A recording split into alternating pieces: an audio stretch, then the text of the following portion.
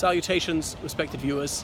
This is George from Ireland. Here I am in Victoria Tower Gardens, London. Behind me is the Buxton Memorial. So this is a memorial to Sir Thomas Fowell Buxton, who was one of the prime movers behind the Slavery Abolition Act of 1833. This was paid for by his son, so put up after Sir Thomas passed away. So this commemorates the Abolition of Slavery Act, but you wouldn't know it just by looking at it. There it is, a neo-Gothic structure looking like something you'd find on top of a cathedral with some colourful tiles up top. So since the 1780s there'd been an organised anti-slavery campaign. Till that time the issue was oddly uncontroversial. There in the Somerset case in the 1770s, when a black man from the Caribbean, James Somerset, was brought here to London, and he was dining in a pub one time and he was severely bruised, and some man said, "So what happened to you?" And Somerset explained the tale that befallen him, his abusive master. And slavery is inherently abusive, but some masters are crueler than others. And wanted to run away, and so he did, with the help of this white man, and the guy's owner, seems brusque and horrid to say that, but owner, that was a legal situation, tried to get Somerset back. He went to court. Lord Mansfield was the judge who ruled that under English law slavery didn't exist, since it's been abolished in the 11th century. However, it could exist in the colonies. There we are, ironically. The British Empire was supposedly about spreading civilization. Okay, sometimes it was, but here abuses were permitted in the colonies, which were not allowed here in the United Kingdom. So slavery in England and Wales was abolished that year, 1771 if memory serves, and in Scotland a few years later. Not sure what happened in Ireland. We weren't part of the UK back then. Anyhow, so that was Somerset's case. People say, oh, Lord Mansfield said the air of England is too sweet for a slave to breathe. Well, that's not true, actually. And some anti-slavers came up with the argument that isn't this preposterous, that slavery is acceptable elsewhere but not here.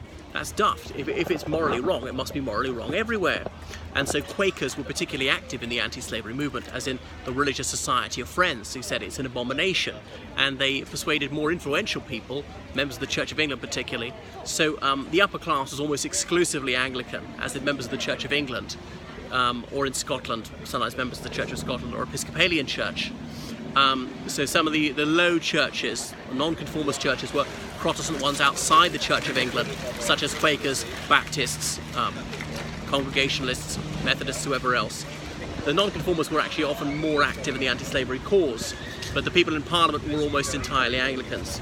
So William Wilberforce was one of those who was ardent in saying slavery must be abolished.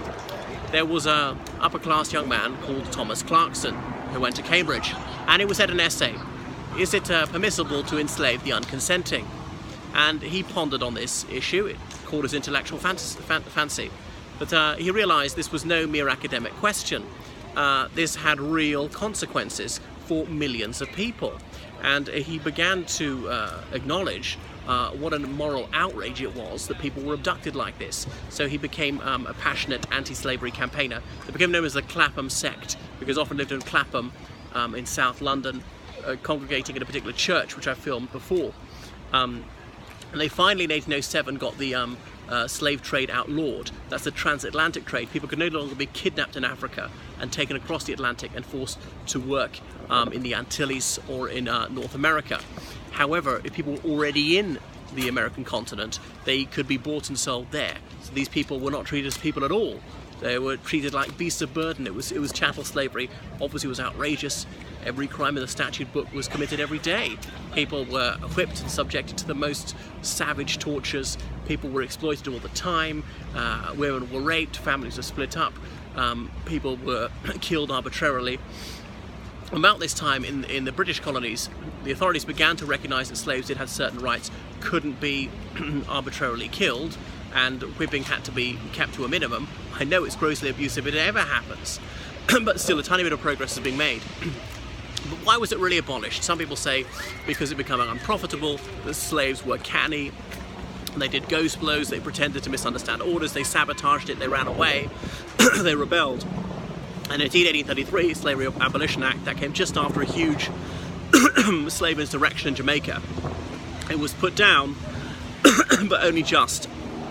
And the colonial authorities were unsure of their ability to do so again, and that's why it's phased out over several years. There were exceptions where slavery was still allowed almost 10 years later. So that is the anti-slavery campaign.